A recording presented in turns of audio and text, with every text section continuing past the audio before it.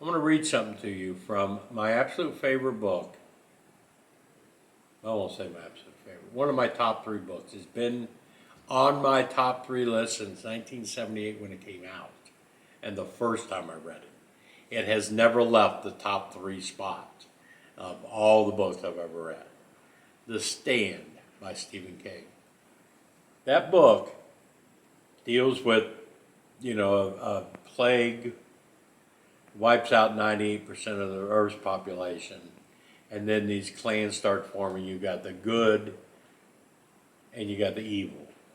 And the stand is the final stand between the good and the evil of the survivors that are left after this plague wiped out humanity. This is a quote from that book, from one of the guys that Stu Redman met when it first started happening. They were talking about going to Boulder, Colorado and forming a group, a new society. So here's a quote from The Stand, dealing about groups and groups growing. Show me a man or a woman alone, and I'll show you a saint. Give me 2, and they'll fall in love. Give me 3, and they'll invent the charming thing we call society. Give me 4, and they'll build a pyramid. Give me 5, and they'll make 1 an outcast. Give me 6, and they'll reinvent prejudice. Give me 7, and in 7 years they'll reinvent warfare. Man may have been made in the image of God, but human society was made in the image of his opposite half. I find that so true and so eye-opening, right? And that's what I think of when I think of groups forming after an SHTF event. And even groups beforehand that are trying to get ready for this kind of stuff. So with that in mind, right, I've always been, now this is a question for Ed, Preppernurse1. And before you jump in here and start defending Ed or saying I'm slamming Ed on anything, or if you jump on here and start slamming Ed, don't do it. Because that's not what this is about. He and I talked about this.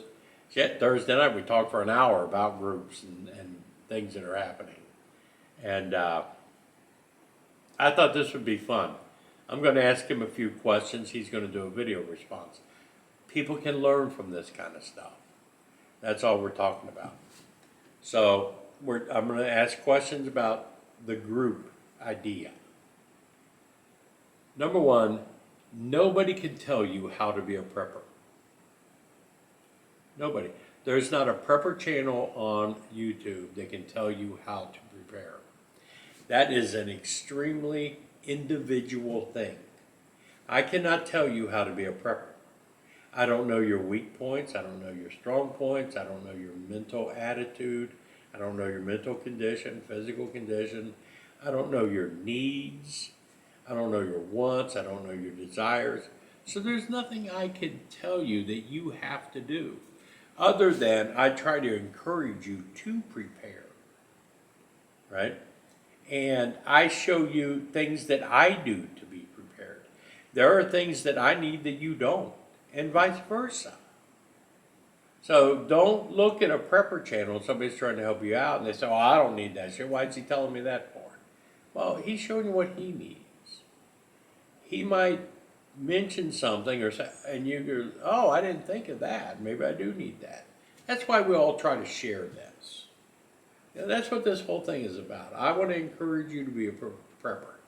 I prepare for a short-term event, right? I'm happy if I got enough food to last me until my first harvest, because I'm growing my own food out here. I'm taking care of myself.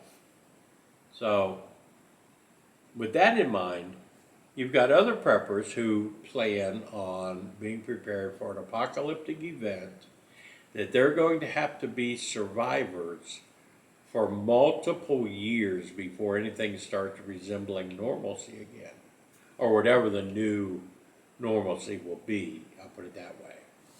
So you've got those two different kinds of prepper groups. I lived in Houston. I went through hurricanes. I lived in Cincinnati. I went through tornadoes. I live in Wheeling and floods. You know, that's the guy. I could be out of my house for 2 weeks. An earthquake. You know, fires. That's how I got into prepping, was just preparing for things like that. And I started with 72 hours, and then 7 days, and then a month to go without ever being able to go to the store. Could I last a month? You know, and it just evolved from that. Now, I have St. Bernard Acres to come to. So I don't need a group. That's why I think it was hard for me to comprehend why people needed groups or wanted groups.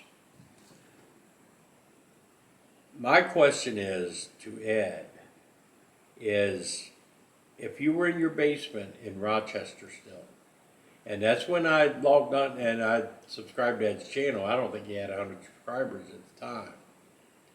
And he was surrounded in his basement by 100 Home Depot, the orange buckets, right?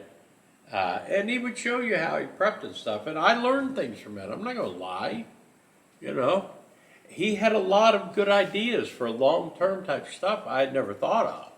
Some of the stuff I don't do, but some of it, yeah, I took that into consideration and I added that to my idea of prepping. That's all we're here for. So I don't need a group because I have this already. If I was in Wheeling and had no place to go and I was worried about my family surviving long-term after an SHTF event, would I join a group of people? Absolutely, if that was my only alternative. I'm worried about protecting my family, right? I will do whatever it takes. And if that means joining a group, because there is strength in numbers, many hands makes light work. I know all those things, all the sayings, right? I also know, and I tried to explain to the boys here, you guys need to learn how to do this stuff. If an SHTF event occurred right now, we would be out here at St. Bernard Acres, but all of the responsibility falls on me. I have to be the electrician, the plumber, the carpenter, the mechanic, all of that. I have to know how to do it. Nobody else knows how to do it. So it would be great to have other people to take on some of those responsibilities, you know. And as far as having a group out here, I don't want the responsibility of having a group. I don't want to have to commit to you that I'll be here 3 years from now if some catastrophic event happens and you need to bug out and come here. I could die tomorrow. Gail could say, I'm not into this shit, I'm selling St. Bernard Acres. So those are the kind of things that I worry about, you know, if I was going to join a group. When I lived in Cincinnati, we had, this is an example of how I envisioned joining a group.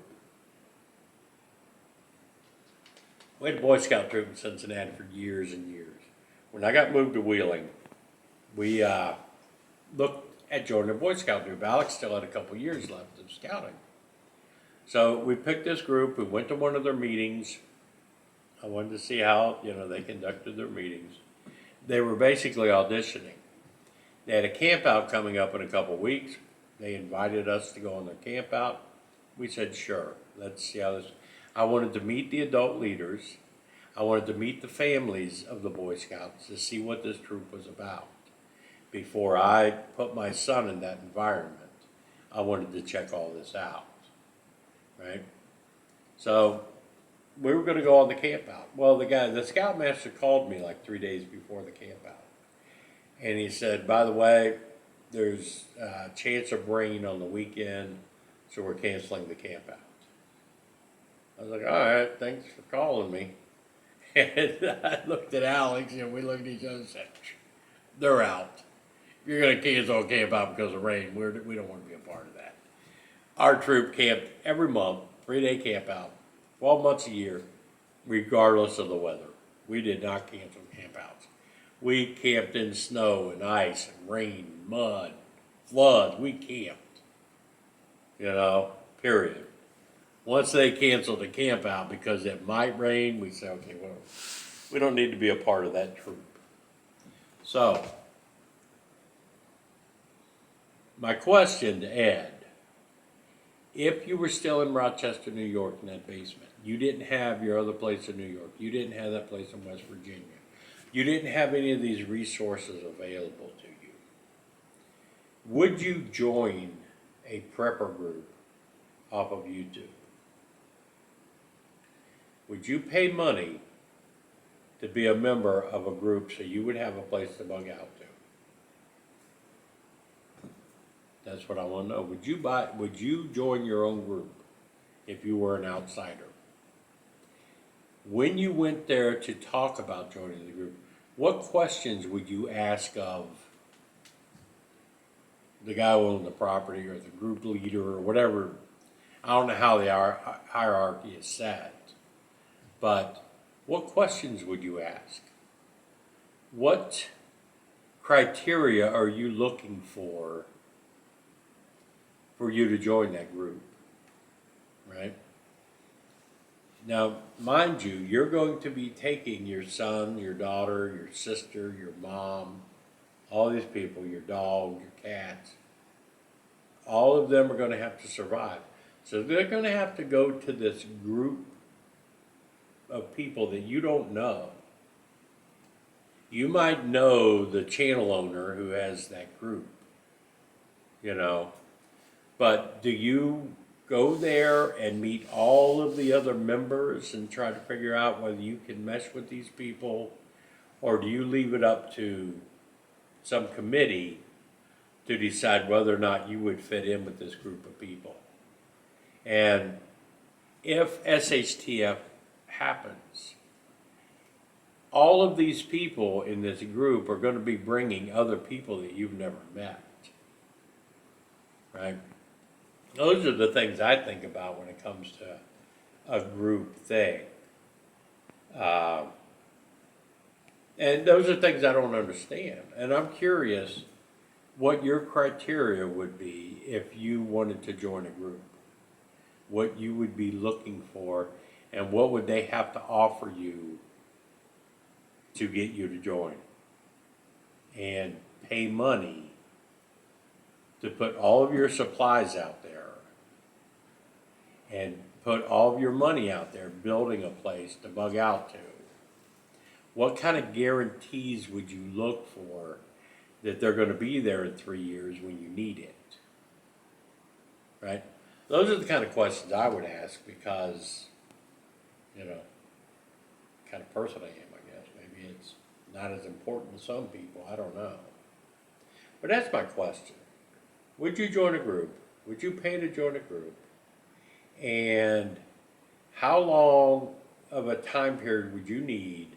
And how much would you want to experience in that group before you made that commitment? I don't want to meet. Let's say I wanted to join your group, right?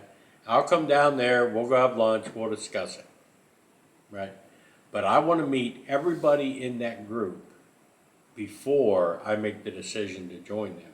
Because I'm not just joining you, I'm joining them, right? And now I'm a newcomer to the group, right? You've got people that have been there for 2 years since you started this. So where do I fit in with my family? Because I just joined a month ago. Those are the things I'm just curious about, how you handle those. Do people even ask about that or take that into consideration? You're going to be building this group for years until SHTF happens, right? You're going to have people that already have their houses down there, they got their rain catchment, got their solar, got their fire, got all their food supplies, But you just took on 6 new members and SHTF happens before these guys are set up. What happens to them? Are all these members going to be willing to share with the new people because they didn't bring anything? You know, the only thing they got to do so far was pay $100. You know, that's what I think about. You know, is there a trial period? If I wanted to join your group, would I have to go through a probationary period? And if I'm in your group for a year, other people want to join, do I get any say into how I feel about those people, or if I would get along with those people? You know, those are the questions. I think if you could answer those questions, it would help a lot of people out. I'm not trying to pick on you. I'm just trying to look at it from a different perspective, and some of the things that I would ask about, and some of what my concerns would be. That's why I'm against the group. But if you can alleviate those concerns, like I said, I realize there's a lot of value in the groups. You know, if you're worried about marauders and security measures, you know, yeah, the more people you have, the more security you have, the better off it'll be. I'm not worried about that. I'm not going to plan my life around that. Right? We have a large area here with a few people. Everybody's got multiple acres, right? So they've got to go through other people's acreages before they get to my acreage, you know. So that I don't concern myself with. I don't want to have to use my energy and resources towards something like that, because I just don't believe I'm going to need to. If I do, I do. I don't need 100,000 rounds of ammunition. I got enough. If it gets to the point where I got to kill people who are trying to get in here, I'll go take their ammunition, you know? But I don't see that. That's not my prepping style. So, anyway, this went on way too long. I didn't mean it to go this long, but I had to explain my philosophy, my reason for not agreeing with the group aspect of prepping. That's all. Just me personally. I don't, other people do. And I certainly see the value in it. And I can certainly appreciate people wanting to do it. So, that's the questions you have to answer on your video, Ed. Would you join a group? Would you pay for joining the group? Would you pay dues? What would you expect from that group for your dues? But again, don't jump on here and try to slam Ed and say he's doing something wrong. Ed, I'm going on record with saying this.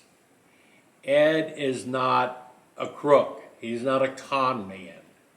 He's not a criminal. He's not doing anything nefarious with this. So whether you agree with it or not, whether you like him or not, don't think he's trying to rip people off, because he's not. Okay? I want that to be well heard. Don't ever think that I think something ill of Ed. I would trust Ed with anything he needed. There's no doubt in my mind about that. So I want that to be known.